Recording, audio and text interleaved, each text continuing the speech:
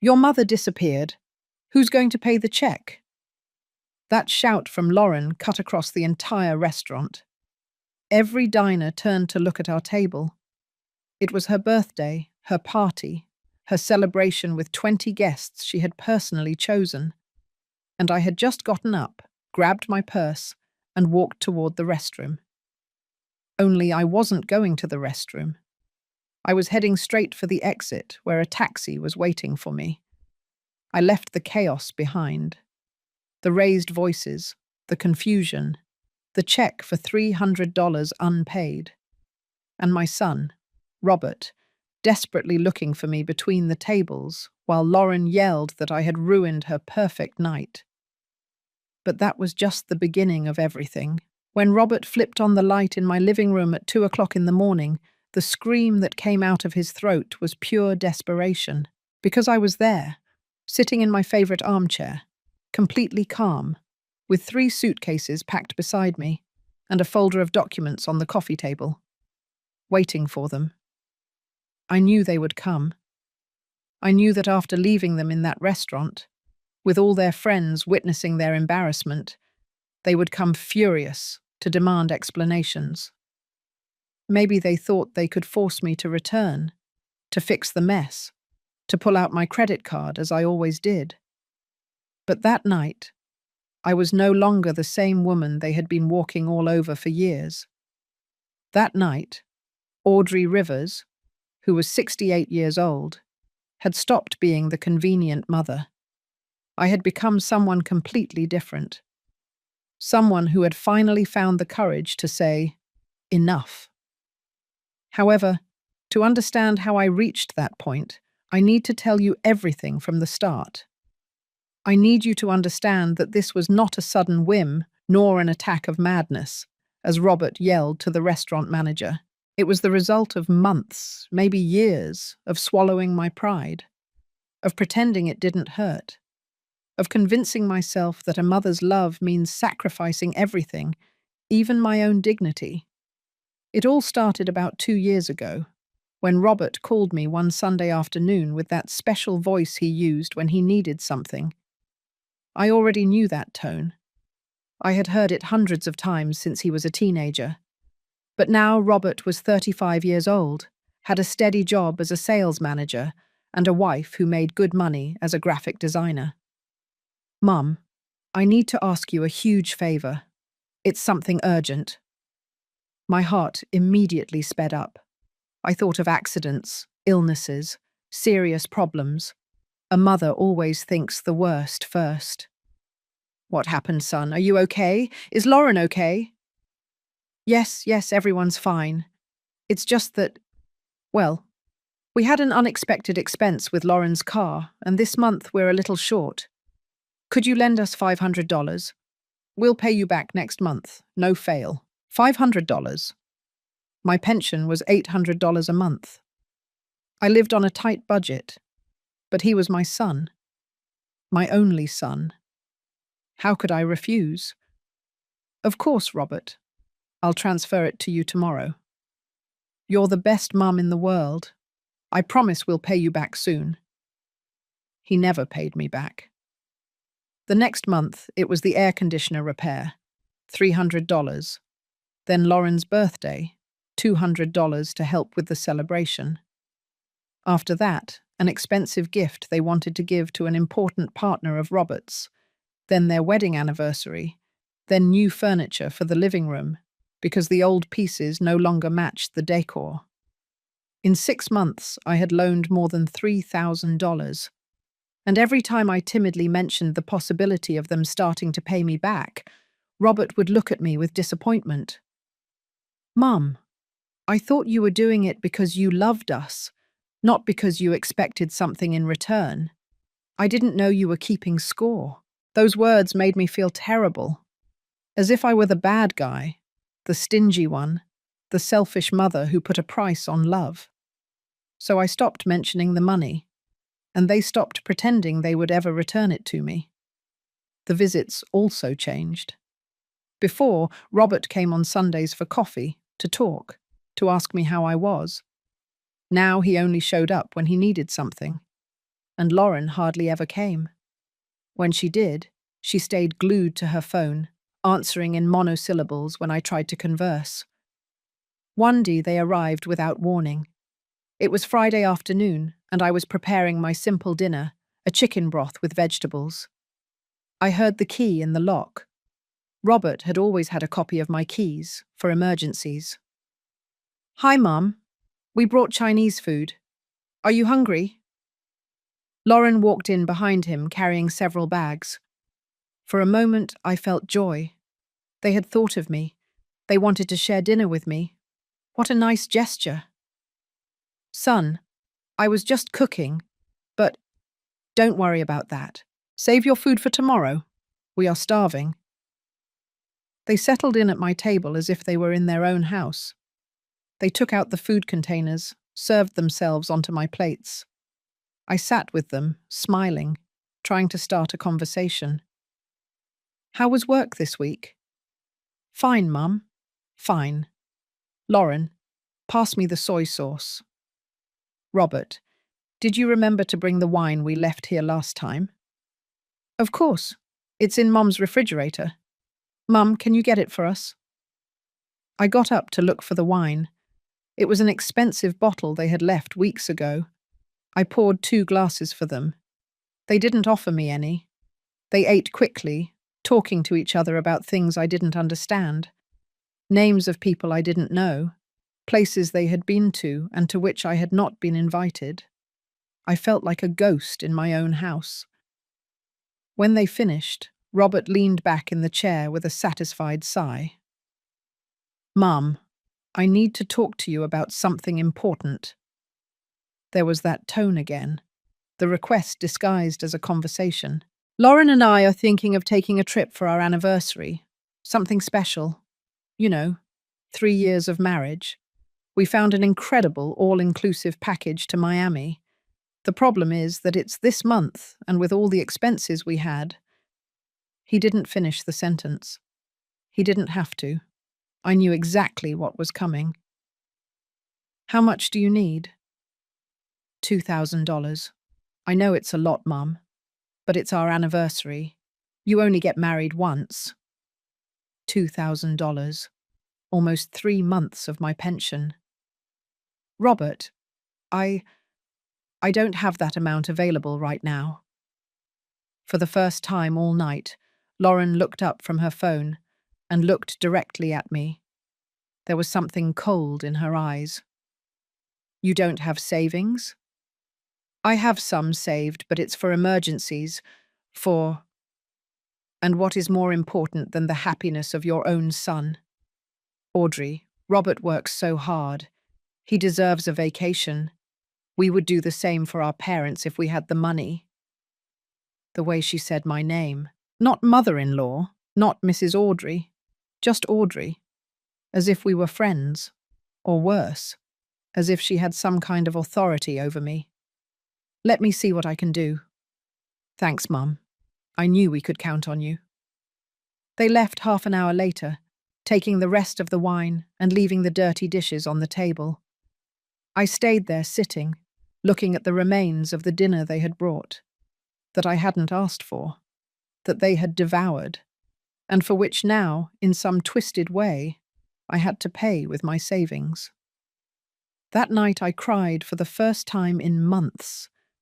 Not exactly from sadness, it was something worse. It was the feeling of having become invisible, of existing only as a means to obtain something. But I wasn't ready to admit it yet. I was still convincing myself that this was how modern families were, that adult children needed support, that I was being dramatic. I transferred the $2,000 to them 2 days later. The trip to Miami lasted a week. During those 7 days, Robert sent me exactly 3 messages. The first was a photo of them at the airport with "We've taken off, Mum." The second was an image of the beach with "This is incredible." The third arrived on the last day. "We're coming back tomorrow. We love you." 3 messages in 7 days, paid for with 2 years of my savings. They didn't call me a single time, not even to ask how I was. if I had eaten, if I needed anything. During that week, I had to go to the doctor because my blood pressure suddenly spiked, and I spent 2 days feeling so dizzy that I could barely get out of bed. Alone. Completely alone. My neighbour, Mrs. Carroll, was the one who took me to the office. She barely knew me. She didn't owe me anything. Audrey, can't your son come with you? He's travelling with his wife. I don't want to worry him. Carol looked at me with something that looked like pity.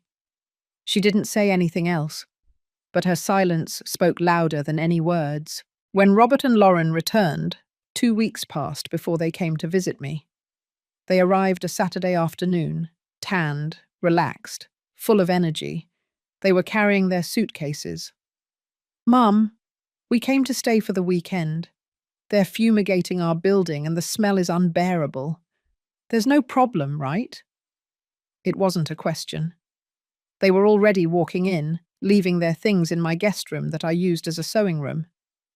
"Of course, son. My house is your house." Lauren walked past me without even saying hello. She was heading straight for the bathroom with her makeup bag.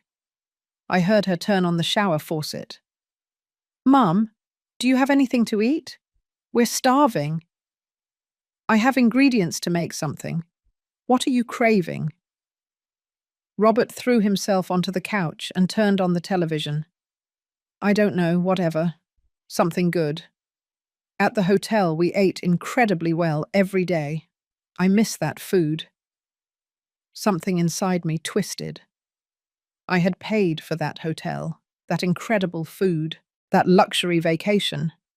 And now they were coming to my house expecting me to keep taking care of them as if nothing had happened. But I didn't say anything. I never said anything. I prepared pasta with chicken. I used the last good ingredients I had in the refrigerator. I set the table nicely with cloth napkins and everything. I wanted them to feel welcome.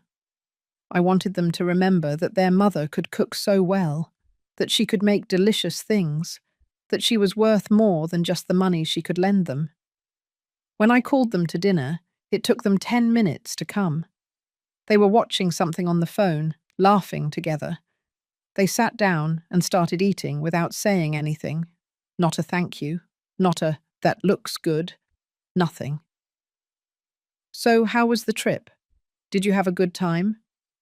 "Incredible, Mum. The hotel was 5 stars. Private beach, everything first class. Lauren relaxed a lot, right, honey?" "Yes, just what I needed. The spa was spectacular. I got massages every day." I felt a knot in my stomach. Massages every day. With my money. While I was alone, dizzy, dragging myself to the doctor. "And how were you, Mum?" Robert asked the question without looking up from his plate. Like something automatic. Like when you ask how someone is, without really wanting to know the answer. "Fine. I had to go to the doctor because my blood pressure went up. But I'm better now." "Oh, that's good that you're better.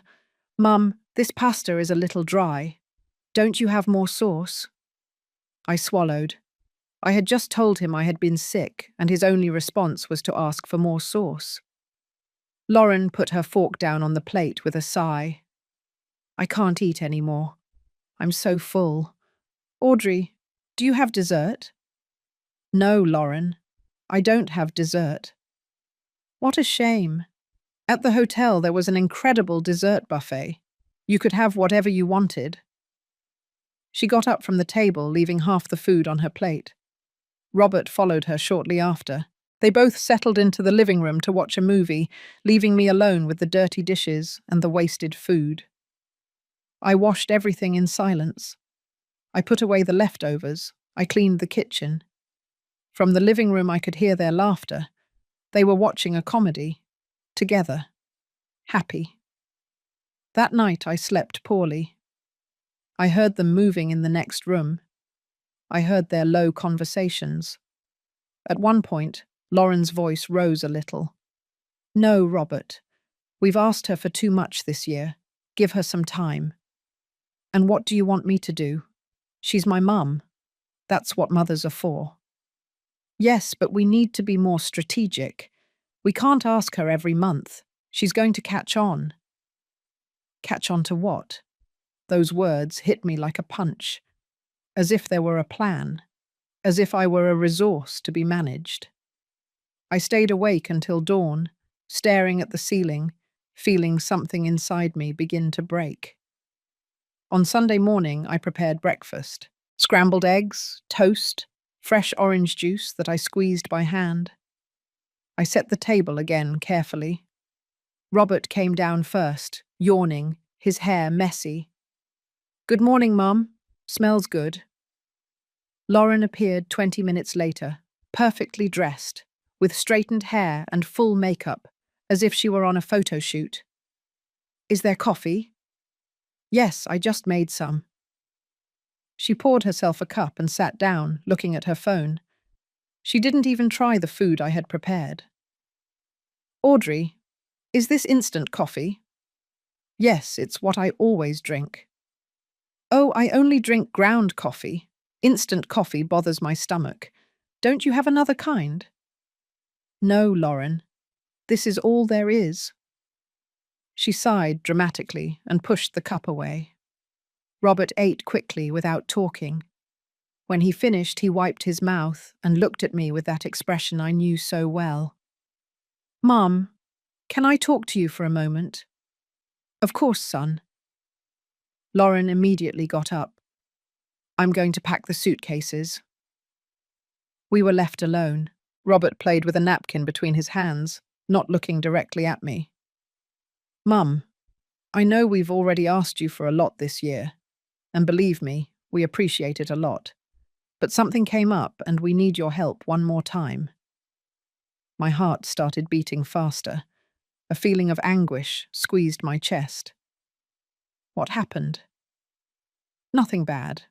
Don't worry, it's just that, well, we saw an incredible apartment. It's perfect for us. Bigger, in a better neighborhood, with a gym and pool.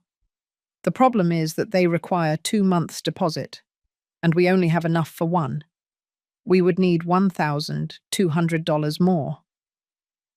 "Robert, I don't have any more savings.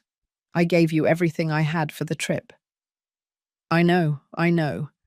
But don't you have a credit card? Or could you get an advance on your pension?" "I can't do that. I'm already tight with what I have every month." For the first time, Robert looked me directly in the eyes. There was a little frustration in his look. "Mum, I just don't understand. You live alone. You don't have big expenses. What do you spend your money on?" "On food, Robert? On medicine? On utilities? On maintaining this house where you come and stay whenever you want?" "Okay, don't get like that. I was just asking. I thought that as a family we could help each other." "I have helped you. Many times." "Yes, and we appreciate it. But this is different. It's an investment in our future. At some point you're going to get older, and maybe you'll need us to take care of you. This is like ensuring we have a comfortable place where we can all be, all of us." The words sounded hollow, because I was not included in that all of us. It was just an excuse, an elegant way to make me feel guilty. "Let me think about it." "How much time do you need? Because the apartment won't last long on the market."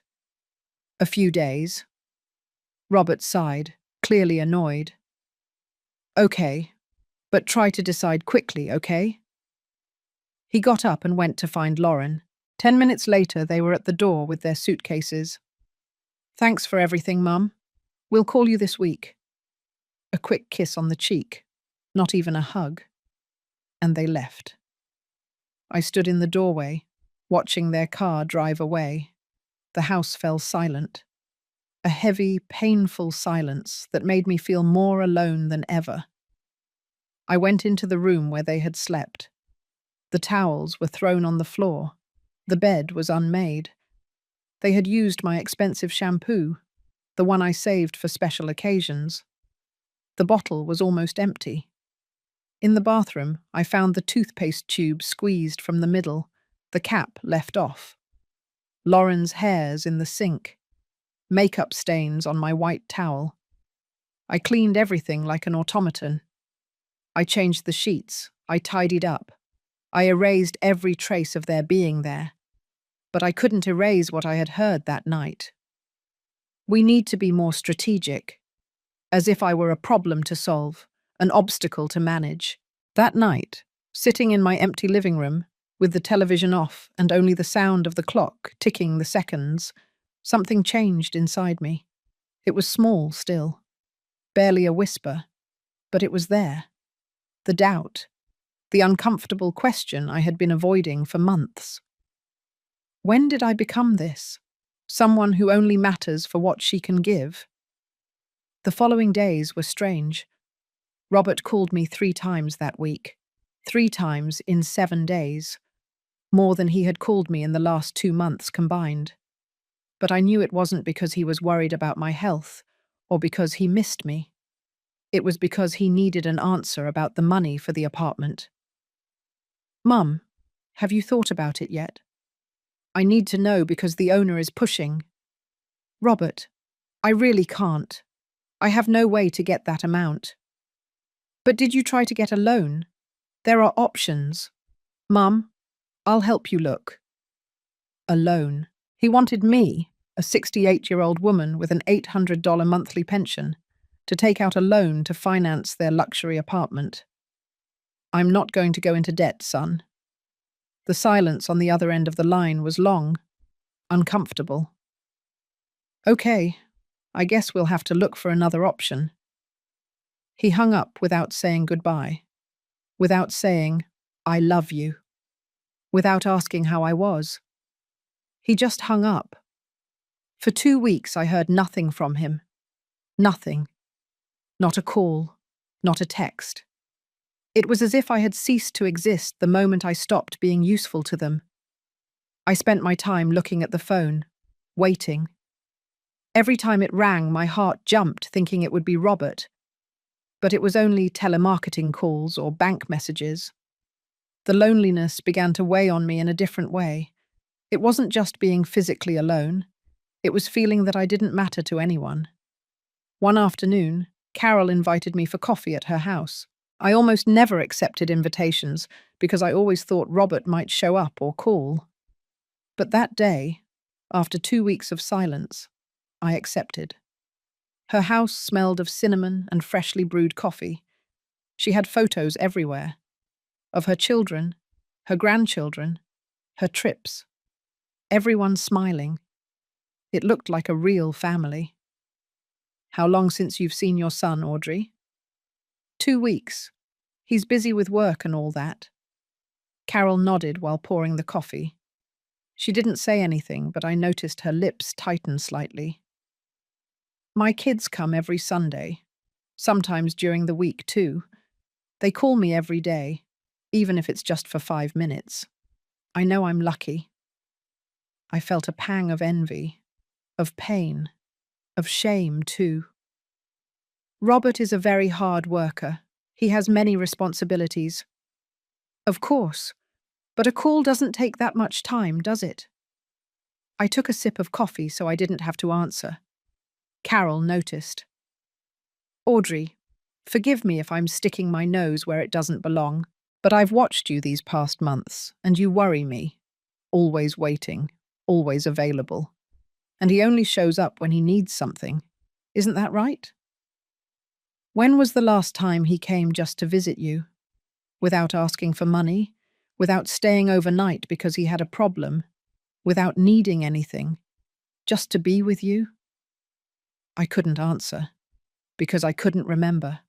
I simply couldn't remember when the last time had been. "Children have their own lives. It's normal." "Yes, they have their lives. But good people don't forget where they come from. They don't use their parents like ATMs. Carol, he doesn't use me. He's my son. I help him because I want to." "Okay, I'm sorry. I don't want to fight with you. I just want you to know that you are worth much more than he makes you feel." I went home with her words echoing in my head. You are worth much more than he makes you feel. Was it true? Or was she just a nosy neighbor who didn't understand the mother-son relationship? That night, Robert finally called. Mum, how are you? Fine, son. And you? Good, good. Hey, we got the apartment. In the end, my boss loaned me the money that was missing. We're moving in next weekend. That's great, son. I'm happy for you. Yeah, we're super excited. Hey, could you help us with the move? We need someone to be at the old apartment receiving the moving company while we're organizing the new one.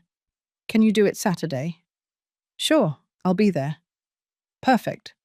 I'll send you the address. You have to be there at 8 o'clock in the morning.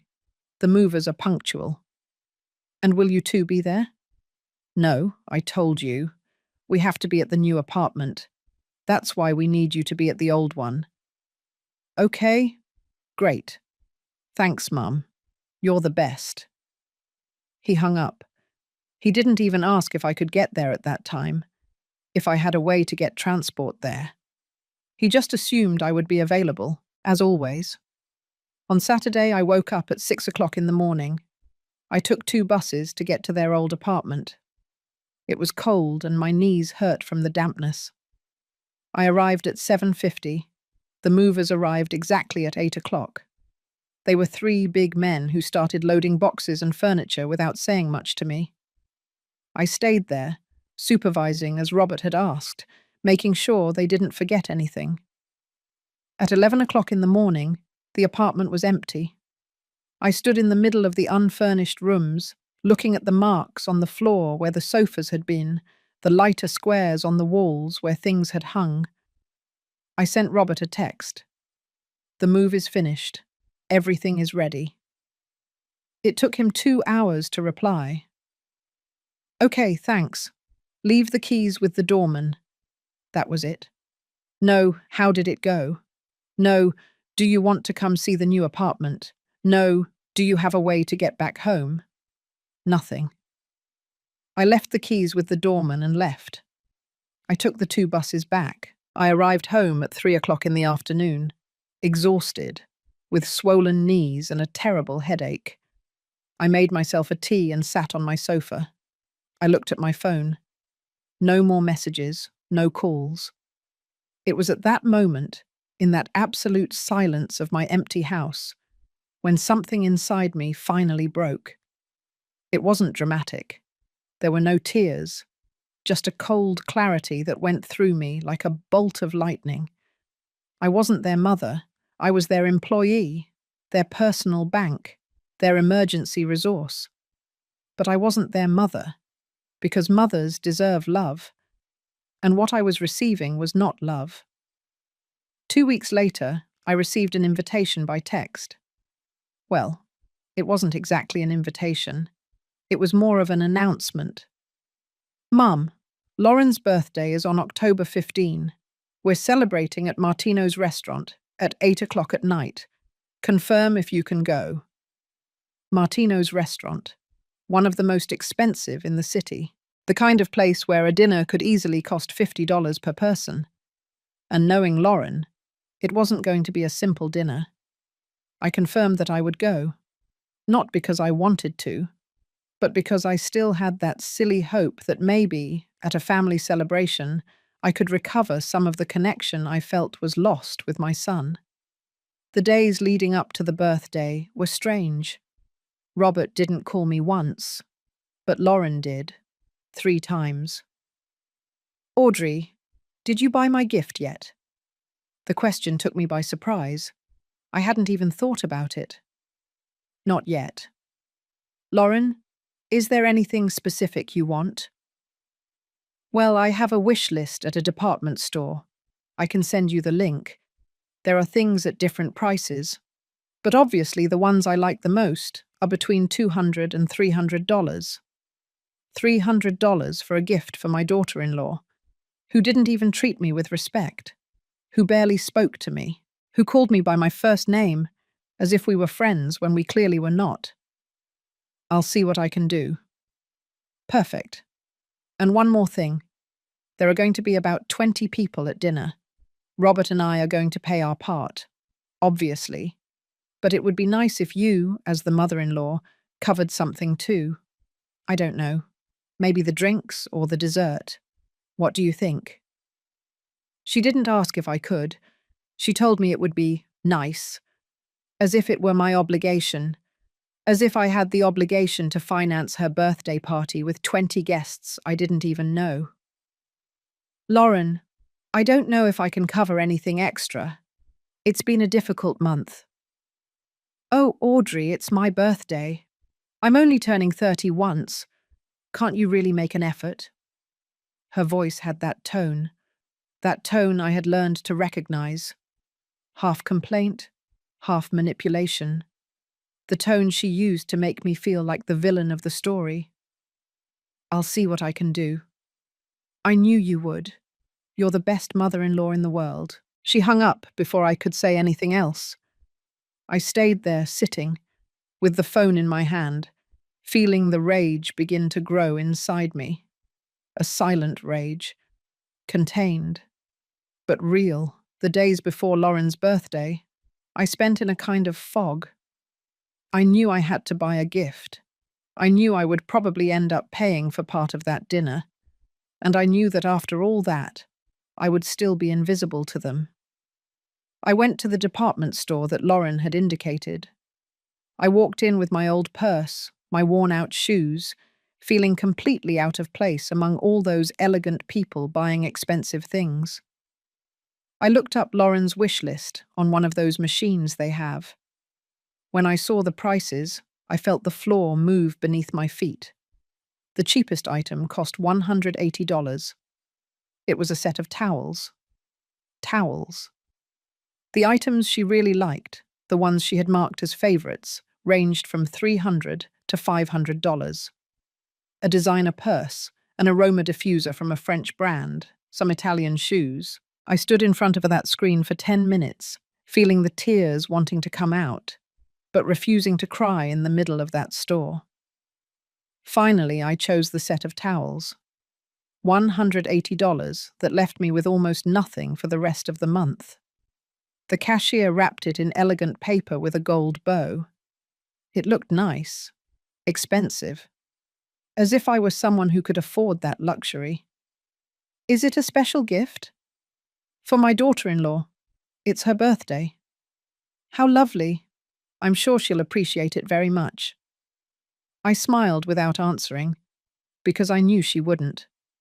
I knew Lauren would open it, look at it for 2 seconds, and say something like, "Oh, how nice, thanks," and never mention it again. On the day of the birthday, I dressed up as best I could. I put on my least old dress, the one I saved for special occasions. I put on a little makeup. I carefully styled my hair. I wanted to look presentable. I wanted Robert to feel proud of his mother. I arrived at Martino's restaurant exactly at 8 o'clock. It was an impressive place. High ceilings, crystal lamps, impeccable white tablecloths. The kind of place where you feel poor just by breathing the air. A hostess greeted me with a professional smile. "Do you have a reservation?" "I'm with Lauren's group, the birthday girl." "Ah, yes. This way, please." She led me to the back of the restaurant, where a long table was already full of people. I recognized Robert immediately. He was laughing with a group of men, a glass of wine in his hand. He was wearing a new shirt that I didn't know. He looked happy, relaxed. Lauren was at the other end, surrounded by elegant women in expensive dresses and sparkling jewelry. She was wearing a tight red dress that probably cost more than 2 months of my pension. Her makeup was perfect. Her hair was styled in soft waves that fell over her shoulders. I stood next to the table, waiting for someone to notice me. Several seconds passed. A minute, maybe. Nobody saw me. Finally, Robert looked up. "Oh, Mom, you made it. Sit wherever you find space." He didn't get up. He didn't come over to greet me. He didn't introduce me to his friends. He just vaguely gestured toward the table and returned to his conversation. I found an empty chair near the end of the table, far from Robert and far from Lauren. I sat between two young couples I didn't know. They were talking to each other, laughing about something I didn't understand. "Hello?" They said hello without really looking at me and continued their conversation. I stayed there sitting, with my gift in my lap, feeling completely invisible. A waiter approached with the wine list. "Would you like to order something to drink?" "Water is fine, thank you." "Are you sure? We have an excellent selection of wines." "Just water, please." I wasn't going to spend money on wine when I knew I would probably have to contribute to pay this check. The dinner began. They brought appetizers that I hadn't ordered but that appeared in front of me anyway. Bacon-wrapped shrimp, mushroom bruschettas, small portions of smoked salmon. Everything looked delicious, but I could barely eat. My stomach was tight. Around me, everyone was laughing and chatting. They made toasts, they told stories. I was in the middle of 20 people and I felt lonelier than in my empty house. At one point, Lauren stood up and asked for attention. "I want to thank everyone for coming to celebrate with me. This year has been incredible. I have a wonderful husband, amazing friends, and a life I wouldn't trade for anything. Let's toast to life, to love, and to many more years of happiness." Everyone raised their glasses. I raised my glass of water. No one noticed. Robert also stood up. "To my beautiful wife, the most special woman in the world, I love you." They kissed. Everyone applauded.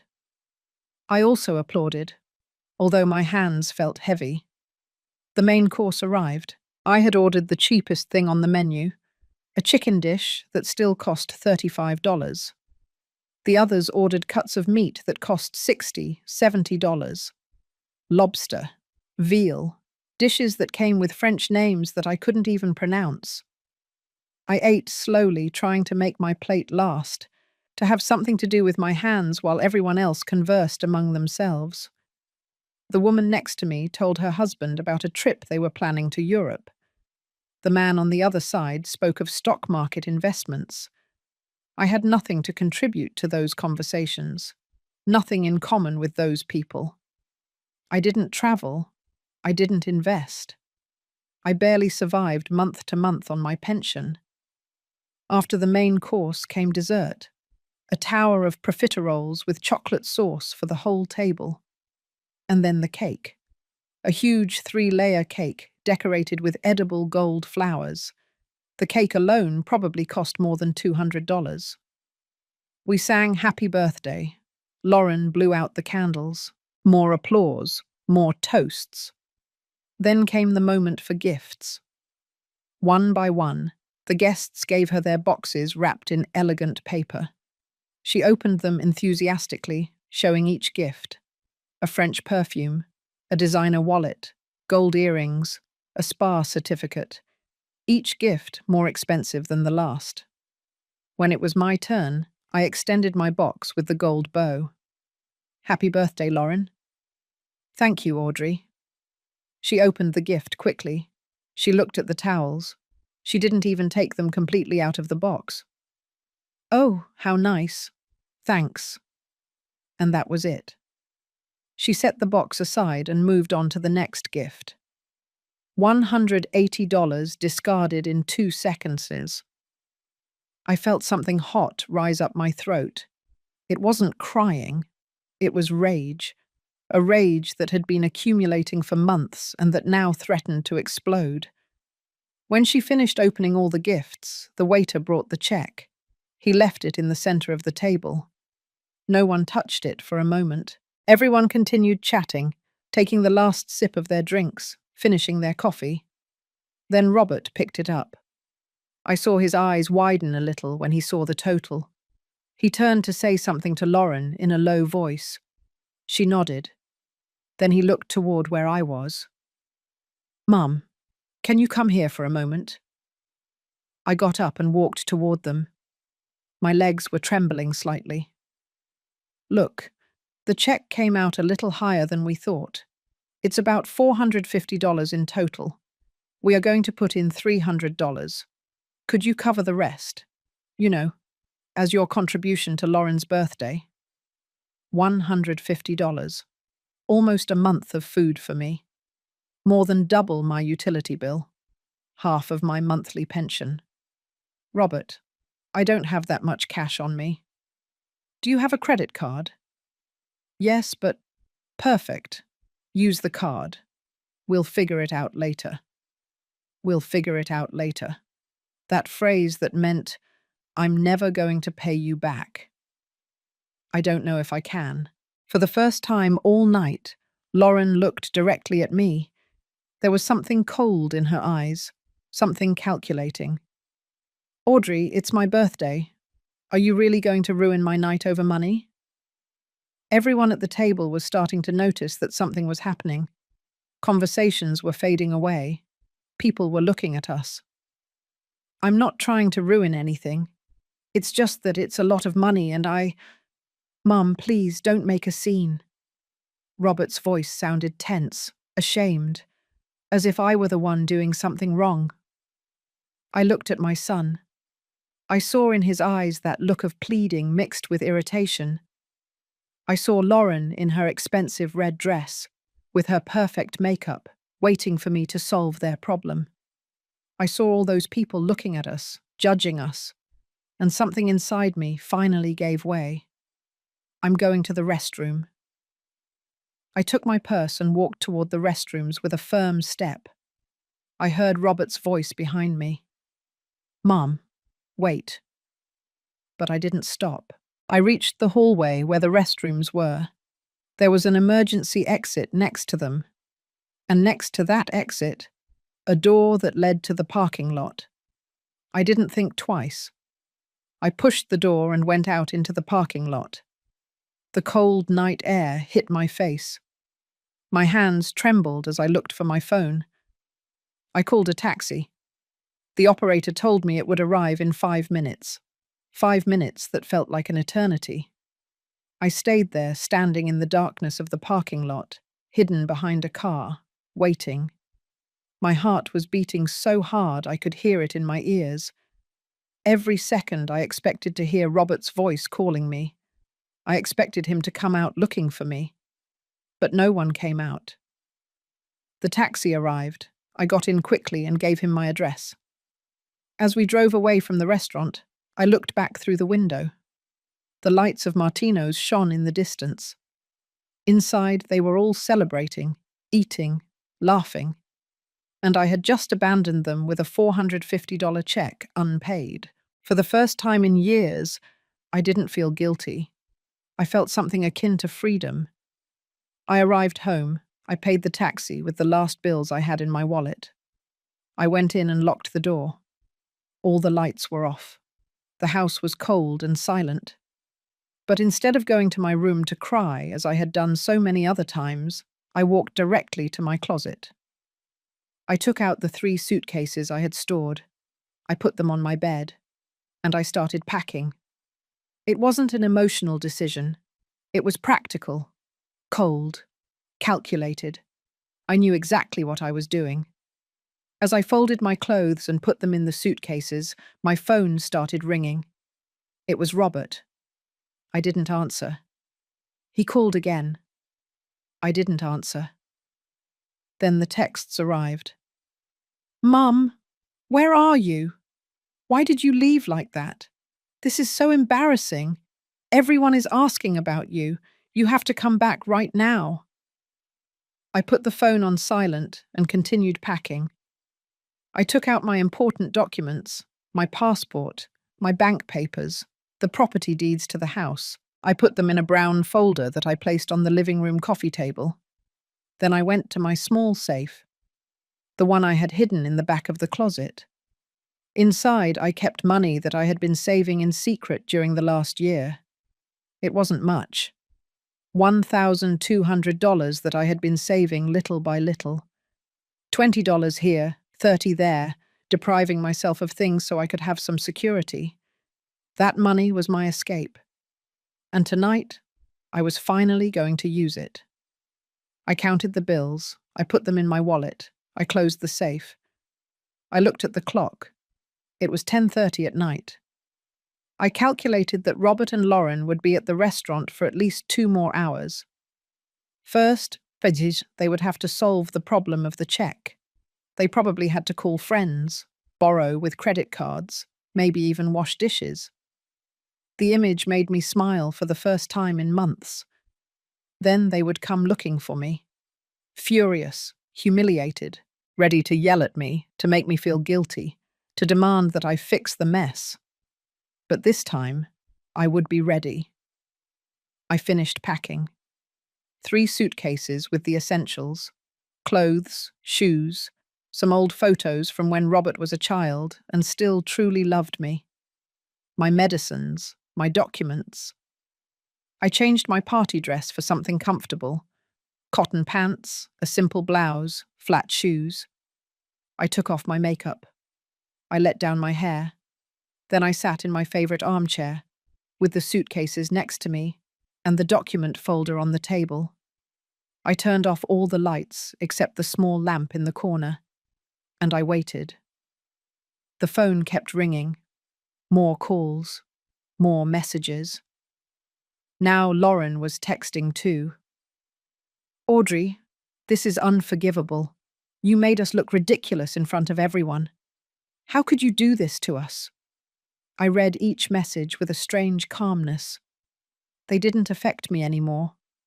It was as if I were reading messages addressed to another person, to the old Audrey who let herself be manipulated. But that Audrey no longer existed. At 12:30, I heard a car park in front of my house. Quick steps, furious, the key in the lock. Robert still had a copy of my keys. The door opened violently. "Mom, where are you?" Robert's voice sounded agitated, angry. Lauren came in behind him. I could hear her heels against the wooden floor. They didn't turn on the light immediately. They were looking for me in the dark. I heard Robert walk toward my room. "Mom, answer me." Then his steps returned to the living room. His hand searched for the main light switch. He flipped it on. And there they saw me, sitting calmly in my armchair, with my suitcases on one side, with my documents on the table, looking at them with a calmness they had never seen in me. Robert stood paralyzed. His mouth opened, but no sound came out for several seconds. Then he screamed. It wasn't words at first, just a scream of pure desperation, as if he had just seen a ghost. "What? What is this?" His voice trembled. He looked at the suitcases, the documents, my serene expression. Lauren stepped forward. Her makeup was smeared, smudges of mascara under her eyes. Her red dress now looked wrinkled. She had lost all her elegance. "Do you know the humiliation you put us through? Do you have any idea what we had to do to pay that check?" I looked at her without saying anything. I just looked at her. "We had to borrow from my friends. My friends, Audrey. We looked like freeloaders in front of everyone. And it's all your fault, because you decided to pull your stunt and leave like a spoiled child." Robert took a step toward me. "Mum, this is too much. I know we sometimes ask you for help, and I know we don't always pay you back quickly, but that doesn't give you the right to abandon us like this, to leave us embarrassed. What is wrong with you? What is all this?" He pointed to the suitcases. I finally opened my mouth. My voice came out calm, cold, firm. "I'm leaving." "Leaving? Where to?" "Far away. To start over. To live the rest of my life with dignity." Robert laughed. A nervous laugh. Disbelieving. "Dignity? Mom, don't be ridiculous. You have nowhere to go. You don't have money. What are you going to do? Live on the street?" "I have money. I have savings you don't know about. And I have plans." "Plans? But you can't do anything alone. You've always depended on us. That phrase hit me like a slap. You've always depended on us. When the reality was exactly the opposite. They were the ones who depended on me, on my money, on my availability, on my inability to say no. I have never depended on you, Robert. You have depended on me, on my pension, on my savings, on my house, on my time. For 2 years I have been your personal bank and your free maid, and never, not once, have you shown genuine appreciation. Lauren scoffed. Oh, please. We asked for help like any normal family. It's not a big deal. It's not a big deal. More than $10,000 in 2 years, Lauren. $10,000 that you never paid back. That came out of my $800 monthly pension. While you two went on vacation to Miami, bought expensive clothes, and moved into luxury apartments. Robert ran his hands through his hair. He was starting to understand that this conversation was not going to end like other times, that he wasn't going to be able to manipulate me with guilt. Mum, if you needed the money back, you just had to tell us. There was no need for all this drama. I told you, several times, and you always made me feel like the bad guy, like the selfish mother who charged her own son. Because that's how you look now, like a resentful person who keeps track of everything. I'm not keeping track of the money, Robert. I'm keeping track of the lack of respect, of the humiliations, of the moments when you needed me only when it was convenient for you. I'm keeping track of every time you forgot to call me, of every visit you cancelled, of every time you made me feel invisible. The silence that followed was dense, heavy. Lauren was the first to break it. This is absurd. Audrey, you're being dramatic. Families help each other. It's normal. Families respect each other, Lauren. They care for each other. They value each other. And you don't respect me. You don't care for me. You don't value me. You just use me. Robert shook his head. This is your fault. You spoiled us. You always said yes to everything. You never set boundaries. And now you complain that we took advantage. But you taught us that we could do it. His words cut through me. Because he was right. I had spoiled them. I had allowed this. But that didn't absolve them of their cruelty. You're right. I allowed this. And now I'm going to end it. Robert moved closer to me. Now there was something different in his gaze. It wasn't just anger anymore. It was fear.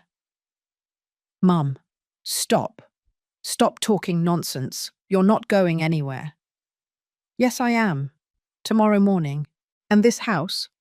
Are you going to leave it abandoned? I picked up the document folder from the table. I opened it slowly. I took out some papers and held them out to him. This house is no longer mine. Robert took the papers with trembling hands. His eyes scanned the lines. I watched his face change color, from the red of rage to the white of shock. You sold the house? I sold it 3 weeks ago, for $120,000. Lauren's voice broke when she spoke. $120,000? But this house was it was his inheritance. This house was mine, Lauren. It was in my name. I paid for this house with my husband's life insurance money when he died. Robert was 10 years old. This house has kept a roof over my head for 38 years, and I decided what to do with it.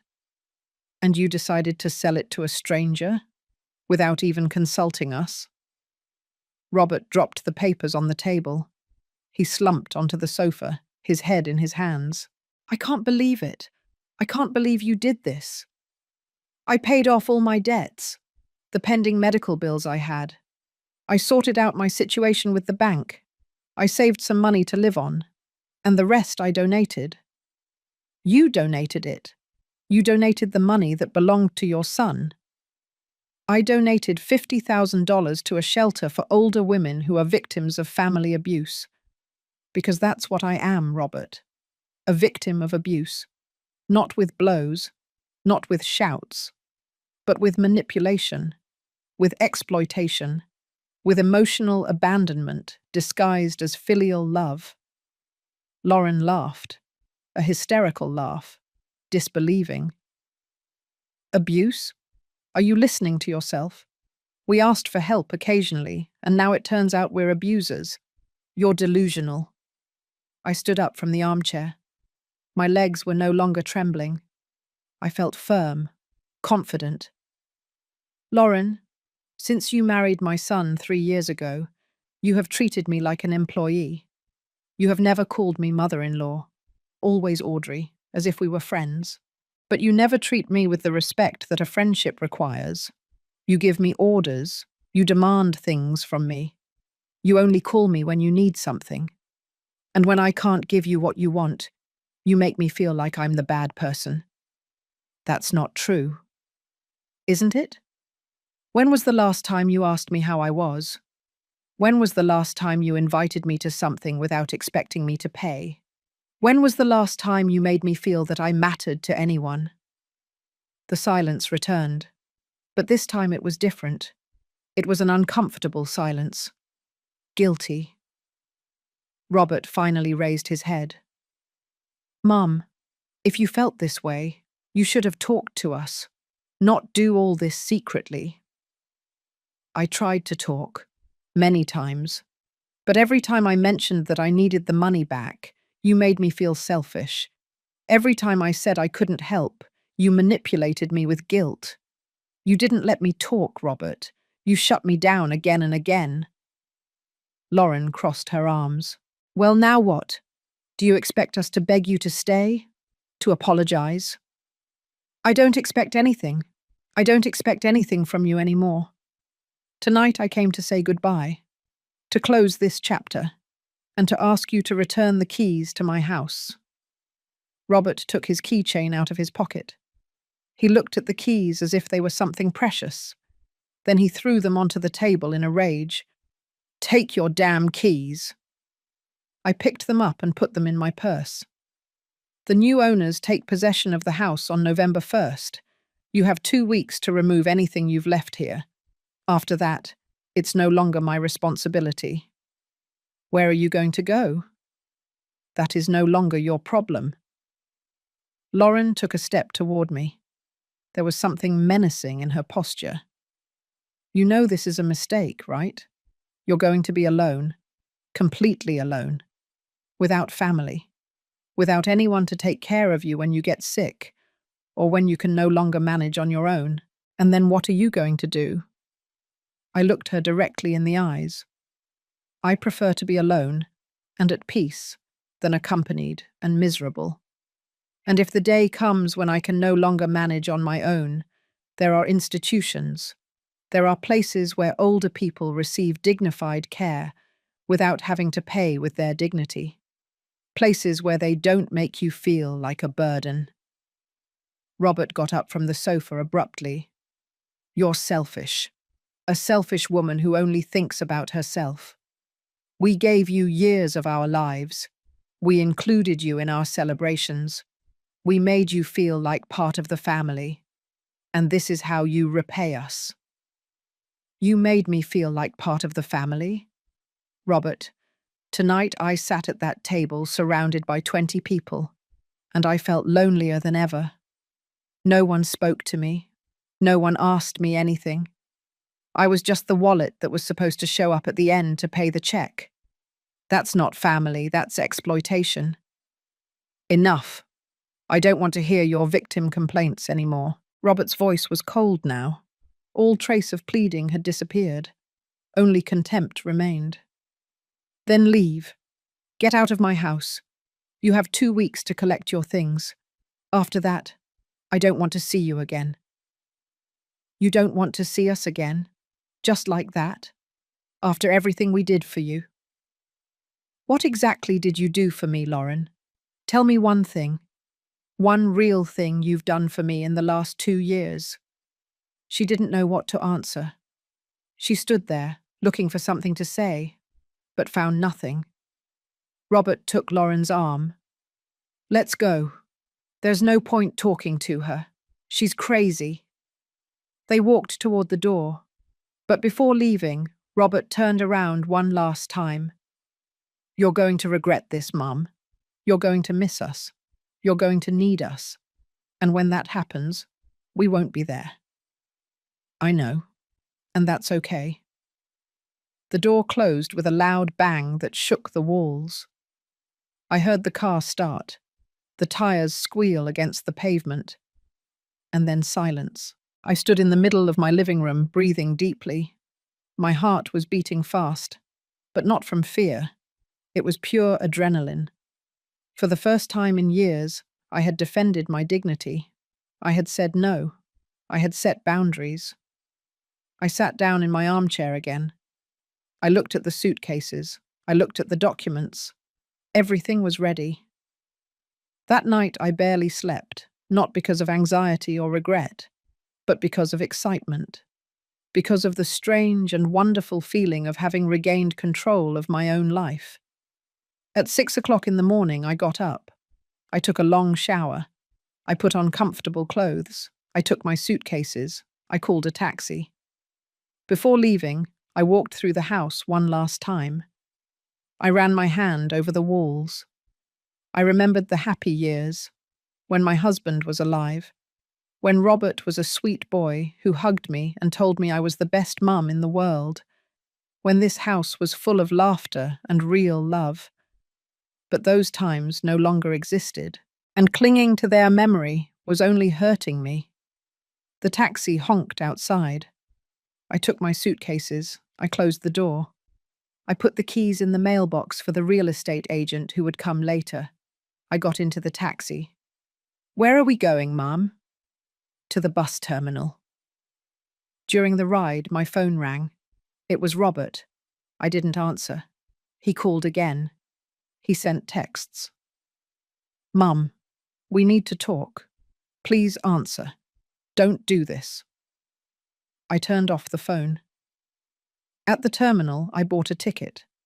A 6-hour trip north, to the coastal town where I was born, where my cousin Carol, the only person in my family who had kept in touch with me all these years without asking for anything in return, still lived. I had written to her the week before.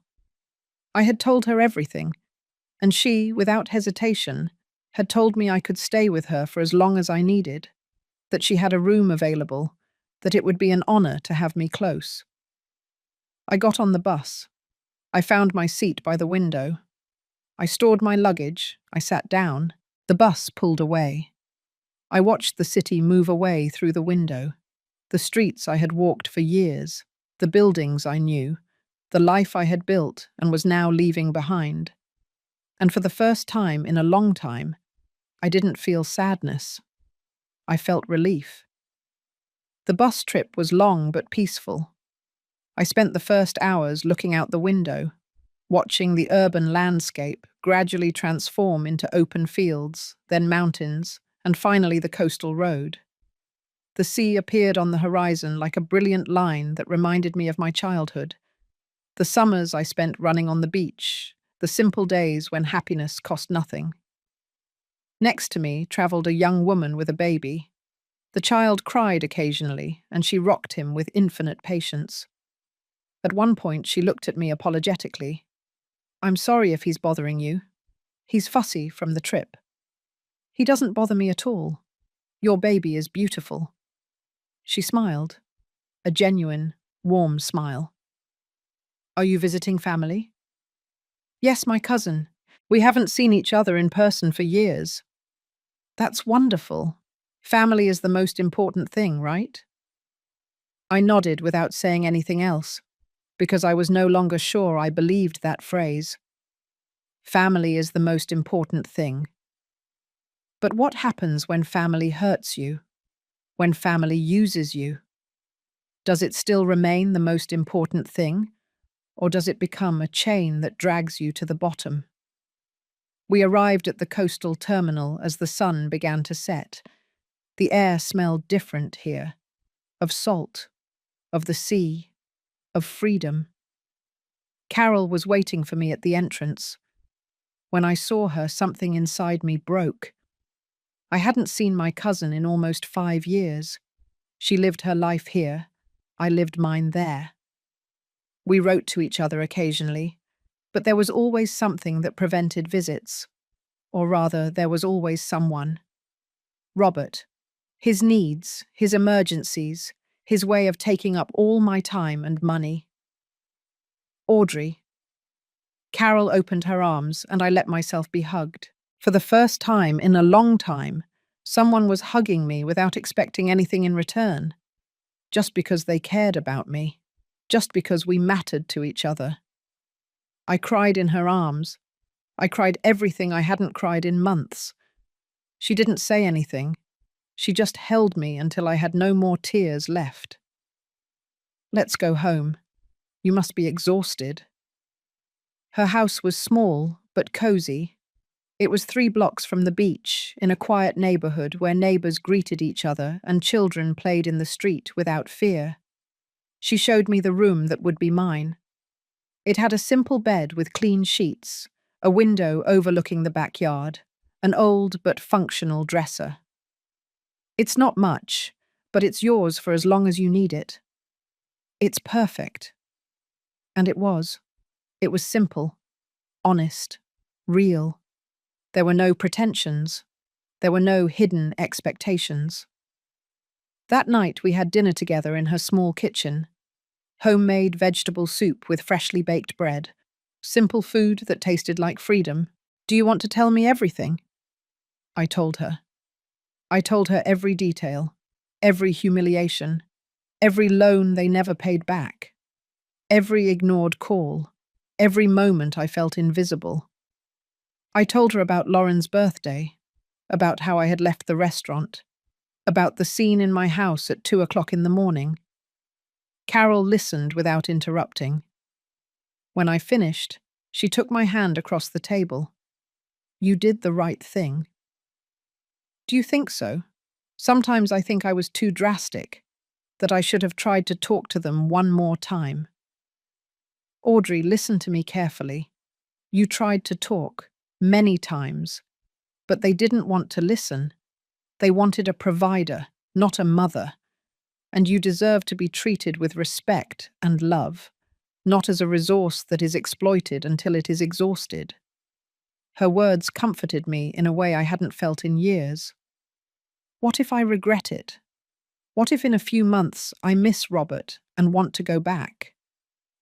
Then you'll go back. But it will be your decision, made from a place of strength, not desperation. For now, you need to heal. You need to remember who you are beyond being Robert's mother. That night I slept deeply for the first time in months, without startling, without anxiety, without waiting for the phone to ring with a new request, a new emergency, a new way to make me feel necessary and disposable at the same time. The first days at Carol's house were about adjusting. It was hard to get used to not having responsibilities, to not be waiting for a call, to not feel that constant pressure in my chest. Carol worked part-time at a bookstore in town. She invited me to go with her one day. The bookstore was a charming place, full of old and new books, with a coffee shop in the corner where people sat to read and talk. The owner was a woman my age named Amelia.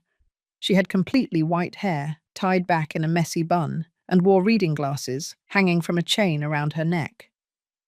So you're the famous cousin Audrey. Carol has told me about you. I hope good things. Only the truth? That you are brave? That you made a difficult decision? That you are starting over? I don't feel very brave. Bravery is not about not being afraid. It's about doing what you have to do despite the fear.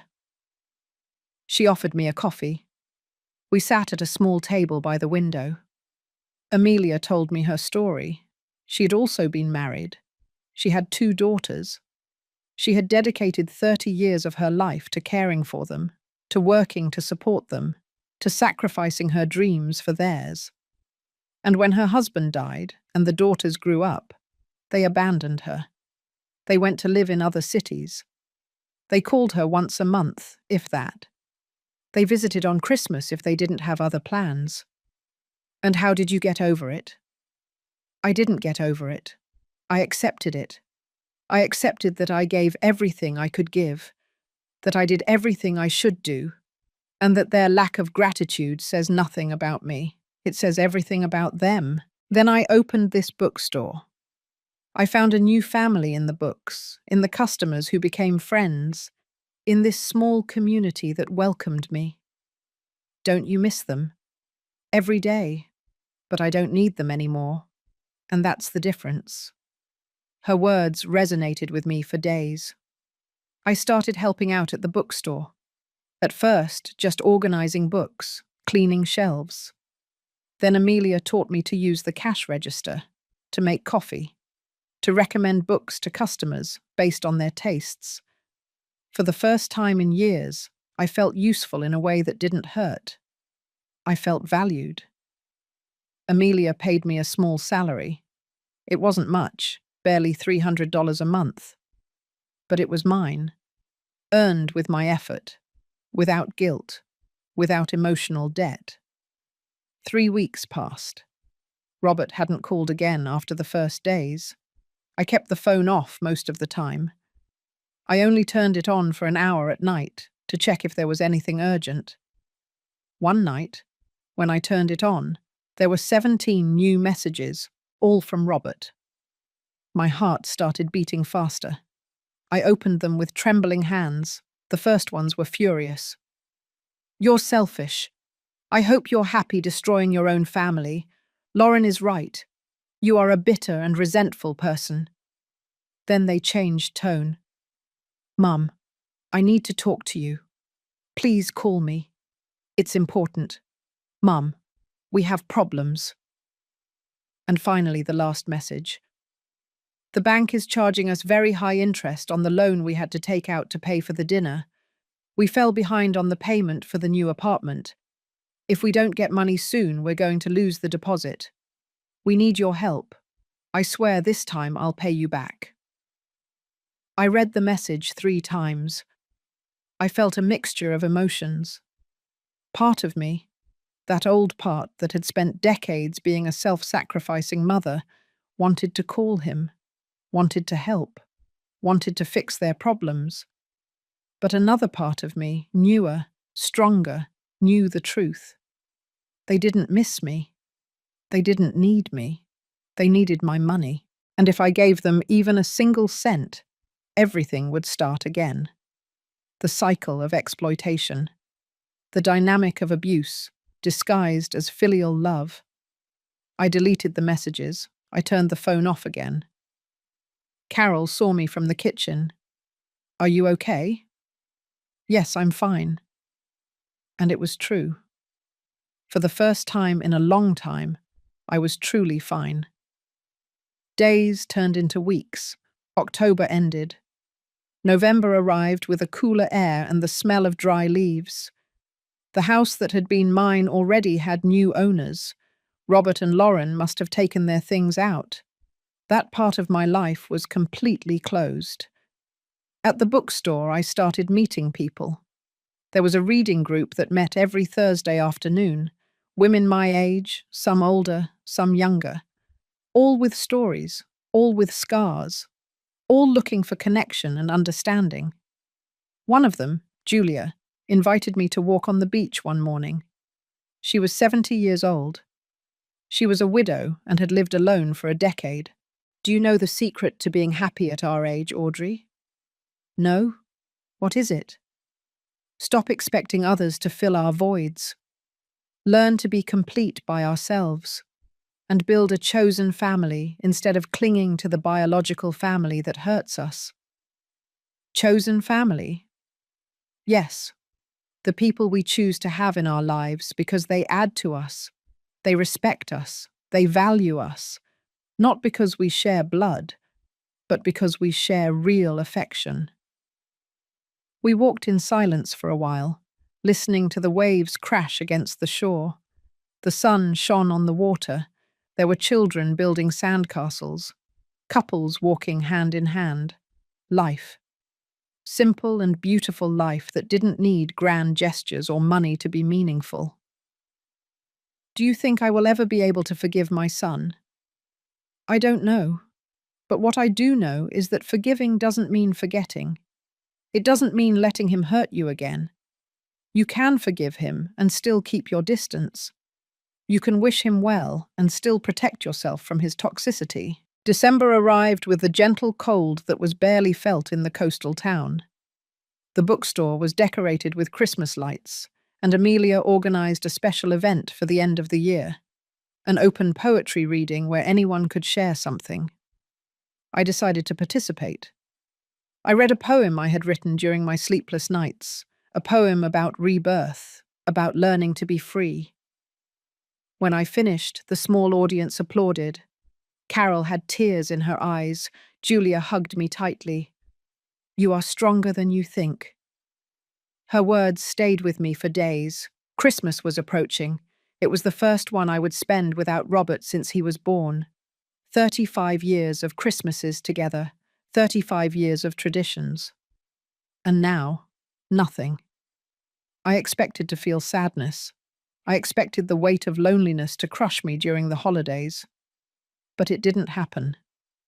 Carol, Amelia, Julia, and other women from the reading group organized a Christmas dinner together.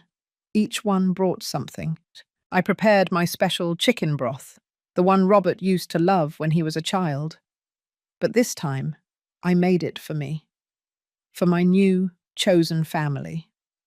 That night, sitting at the table surrounded by women who valued me, who listened to me, who were genuinely interested in how I was, I realized something. This was the family I had always deserved. Not perfect, not connected by blood, but real, honest, full of mutual respect. After dinner, when everyone had left, I helped Carol wash the dishes. Do you miss your old life? Not as much as I thought I would. I miss the Robert that was, the boy who was sweet and affectionate, but that Robert no longer exists.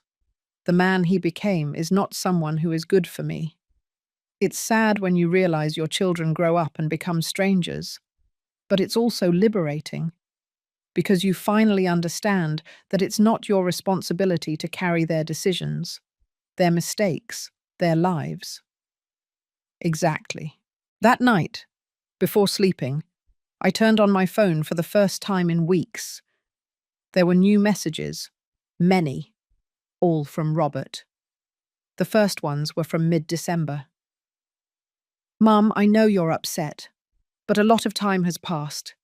Don't you think it's time to talk? Lauren says you're being childish. I think you're just hurt. We can fix this.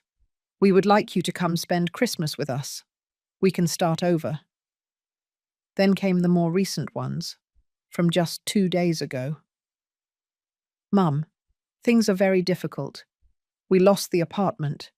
We couldn't pay. We had to move back in with Lauren's parents. It's humiliating. Lauren's parents are charging us rent. Can you believe it? They charge their own daughter to stay in their house. I need you to lend me some money, just to get out of this problem. I swear this time I will pay you back." The last message was from this morning. "I already know where you are. Carol posted a photo on social media, and I saw you in the background. You're in the town where she lives. I'm coming there. We need to talk face to face." My heart started beating faster. He was coming here. Robert was coming to find me. I called Carol immediately. She came into my room in her pajamas, her hair messy. "What happened?" "Robert knows where I am. He says he's coming here." Carol sat on my bed. "And what do you want to do?" "I don't know. Part of me wants to see him, wants to believe that maybe he has changed, that maybe he is truly sorry. And the other part? The other part knows that he's only coming because he needs me, because he has problems and thinks I can solve them. As always. Then you already know what to do." But he's my son, Carol. I know. And he will always be your son. But that doesn't mean you have to let him in every time he knocks on the door. You can love him from a distance. You can wish him well without sacrificing your peace. I spent the night awake, thinking, remembering, trying to prepare my heart for what was coming. Robert arrived 2 days later. It was December 27th, a cloudy day with the smell of rain. I was at the bookstore when Carol called me. He's here, at my house, asking for you. How does he look? Tired, haggard. He says he needs to talk to you urgently. I'm coming over. The walk from the bookstore to Carol's house was the longest of my life. Every step weighed on me. Every breath was difficult. When I arrived, Robert was sitting in the living room. He stood up as soon as he saw me. And Carol was right. He looked terrible. He had lost weight. He had deep, dark circles under his eyes. His clothes were wrinkled. Mum. His voice broke when he said that word. Robert. We stood there, looking at each other. Two strangers who were once everything to each other. Can we talk privately? I looked at Carol. She nodded. I'll be in the kitchen if you need me. Robert and I went out to the backyard.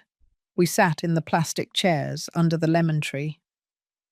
Mum, I am so sorry for everything that happened. I'm sorry for using you. I'm sorry for not valuing you.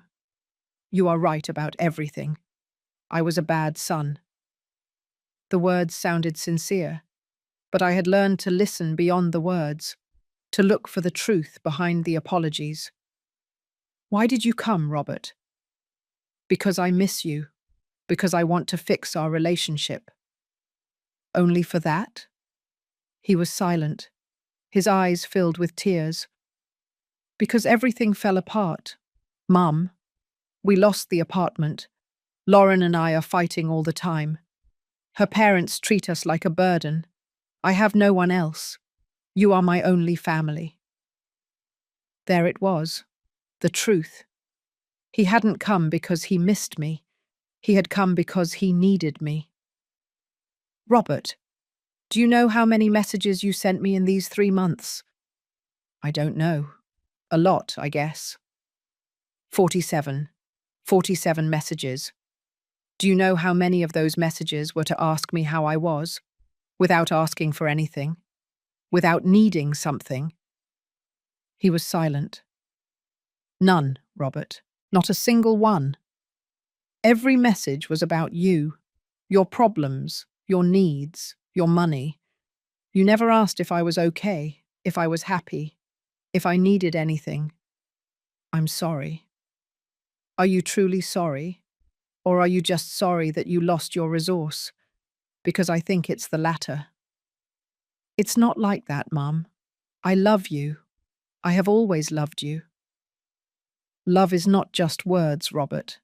Love is action. It's respect. It's reciprocity. For 2 years, I gave you everything I had. Money, time, energy. And I never received anything in return except more demands. I know, and I want to change. Give me a chance to prove it to you. How? By lending you more money? By letting you continue to use me until I have nothing left? No, I got a new job, better paid. I'm going to be able to pay you back everything I owe you. Everything? Robert, you owe me more than $10,000. I know, but little by little I will pay you back. I swear. I don't want your money anymore. I want my peace. And you don't give me peace. You give me anxiety. You give me sadness. You make me feel that I am only valuable for what I can give you. That's not true. Isn't it? Then tell me. When was the last time you came to see me just because you wanted to be with me? When was the last time you invited me to something and you paid? When was the last time you cared about my health, my dreams, my happiness? He didn't know what to answer. You can't, can you? Because it never happened. I was always the one who gave, and you were always the one who received. Tears were streaming down his face now. And what do you want me to do? Beg for your forgiveness on my knees? Suffer? Grovel? I don't want any of that. I just want you to leave me alone, to let me be happy without guilt, to understand that I have the right to live my life without being tied to your constant needs. But you're my mother, and you are my son, but that doesn't make me your property. It doesn't make me your solution to every problem. You're an adult. It's time for you to act like one. He got up from the chair. He walked a few steps. He ran his hands through his hair. When he turned around, there was something different in his gaze. The mask of vulnerability had fallen. Now only rage remained. So that's it. You abandoned me just like you abandoned the dinner, just like you abandoned the house, just like you abandoned Lauren and me. I didn't abandon you. You discarded me much earlier. I just stopped being available to be used. You know what? You're right. I didn't come here to fix anything. I came because I needed money, because I thought I could still convince you. But I see that you have become selfish and bitter. His words no longer hurt me as they had before.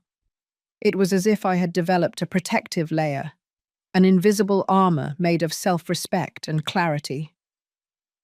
If being selfish means taking care of myself, then yes, I am selfish. If being bitter means not letting myself be exploited anymore, then yes, I am bitter. And I am at peace with that. Robert shook his head, disbelieving. I don't recognize you. You're not the mother I raised. Exactly. I am no longer the mother you raised to serve you. Now I am the woman I should have always been. A woman with dignity, with boundaries, with self-love.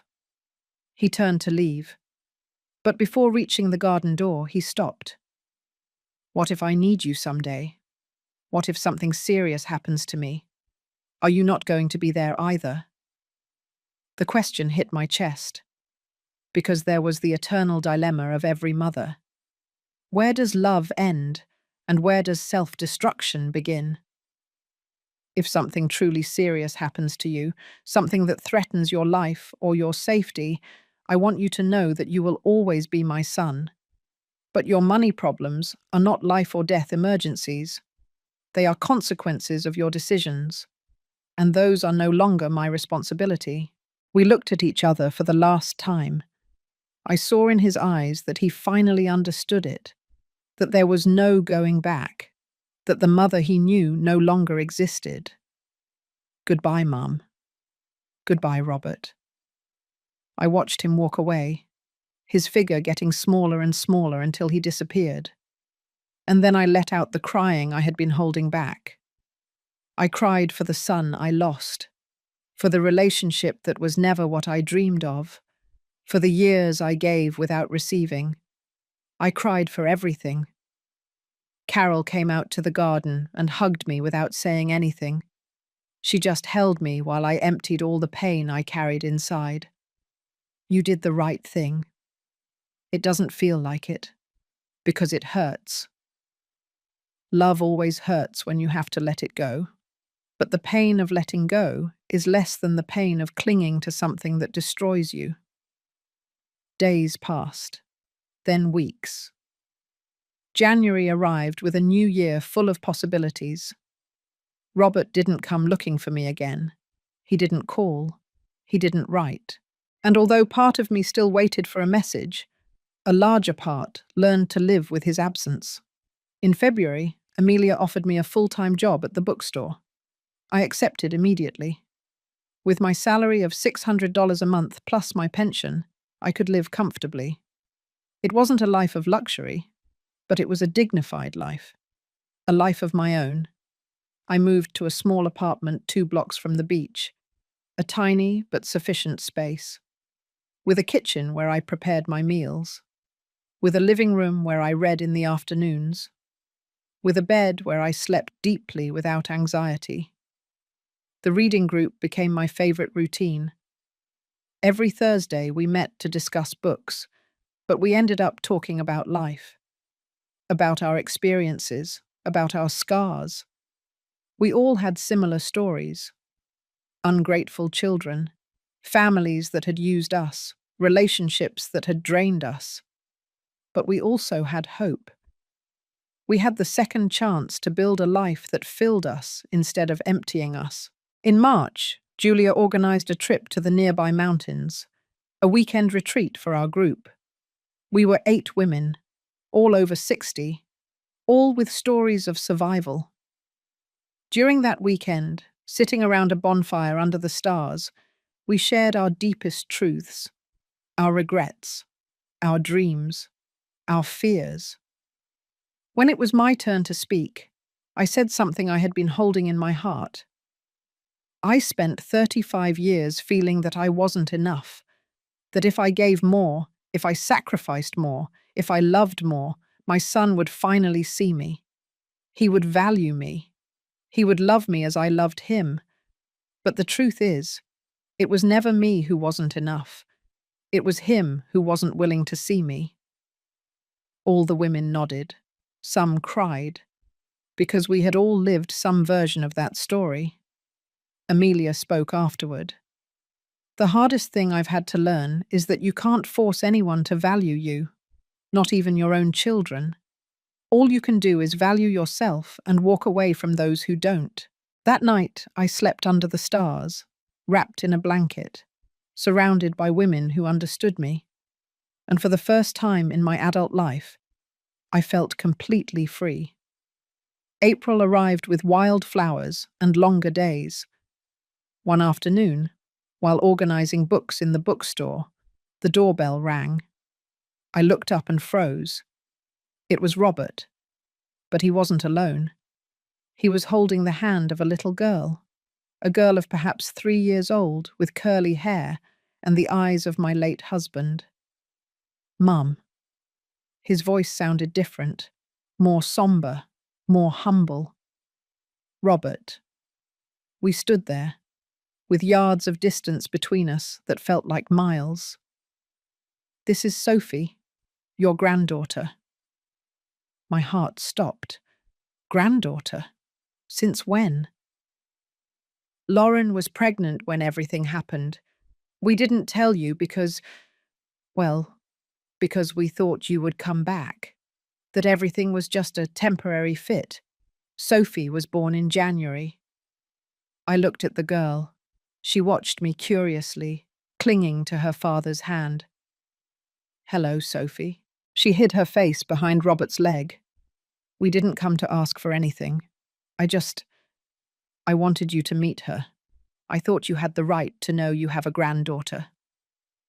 Amelia came out from the back room. She assessed the situation immediately. Audrey, do you want to take a break? Yes, please. We went out to the small terrace behind the bookstore.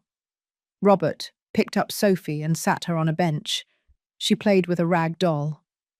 How is Lauren? Fine. We're doing shuttle. We moved to a smaller but manageable apartment. I'm working 2 jobs. She went back to working from home. It's not easy, but we're managing. I'm glad. Mum, I didn't come to ask you for money. I came to tell you that you were right. About everything. I was a terrible son. I used you. I disrespected you. I took you for granted. And when you finally left, when I finally was left without your safety net, I had to face my own mistakes, my own irresponsibilities. Robert, please let me finish. When Sophie was born, when I held her in my arms for the first time, I understood something. I understood unconditional love. I understood what you felt for me. And I understood that I had abused that love in the worst possible way. Tears ran down his face. I don't expect you to forgive me. I don't expect us to go back to how we were. I just wanted you to know that I'm sorry, that I finally understand, and that I hope someday, When Sophie grows up, I can be the kind of father to her that you deserved me to be to you. I looked at my granddaughter, so small, so innocent, so oblivious to all the pain that existed between the adults around her. Can I hold her? Robert nodded.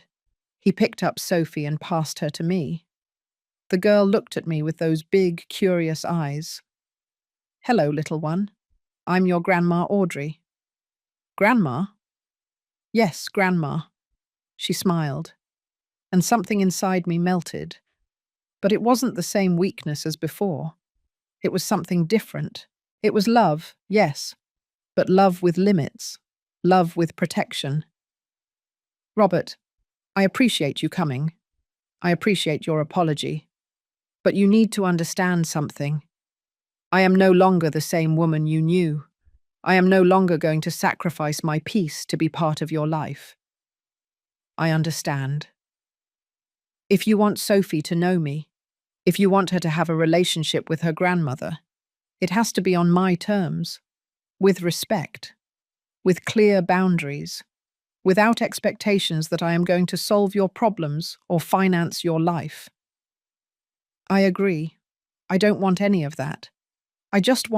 I want my daughter to have what I had as a child, a loving grandmother, because even though I was a terrible son, you were an incredible mother, and I know that now.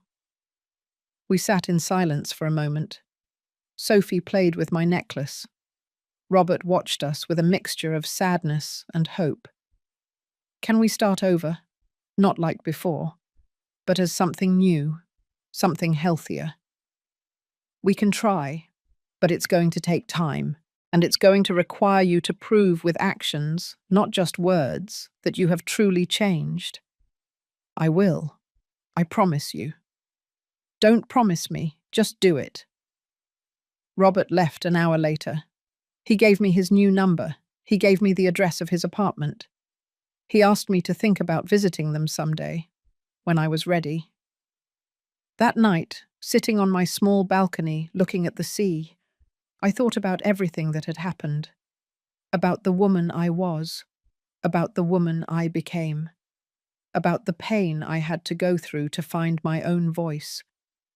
Would I have a relationship with Robert again? I didn't know. But if I did, it would be different. It would be on my terms, with my boundaries, with my dignity intact. Because I finally understood something that had taken me 68 years to learn. Self-love is not selfishness. Protecting yourself is not cruelty. And sometimes the bravest way to love is to say no. Today, 6 months after that night at the restaurant, I live in my small apartment by the sea. I work at the bookstore I love. I have friends who value me. I have a routine that fulfills me. I have peace. Robert calls me every 2 weeks, short, respectful conversations. He sends me photos of Sophie. He invited me to his birthday, and I went, but only for 2 hours. I set my boundaries, and he respected them. I don't know if we will ever be close again, but I no longer need us to be close to be happy. I no longer need his validation to feel that I am worthy, because I finally learned that the most important love you can give is the love you give yourself, and that it is never ever too late to start over. Sometimes, on quiet afternoons, I think about the woman I was, the one who put up with everything, the one who swallowed her pride, the one who believed that loving meant destroying herself for others. And I thank her. I thank her for enduring everything she endured, because without that pain, I would never have found the strength to change. But I am also glad to have let her go, to have found the courage to become who I am now, a free woman, dignified, complete. And if there is one thing I would like to tell anyone who is going through what I went through, it is this. It is never too late to choose yourself. It is never too late to set boundaries. It is never too late to say enough. Because at the end of the day, The only person you are going to live your whole life with is yourself.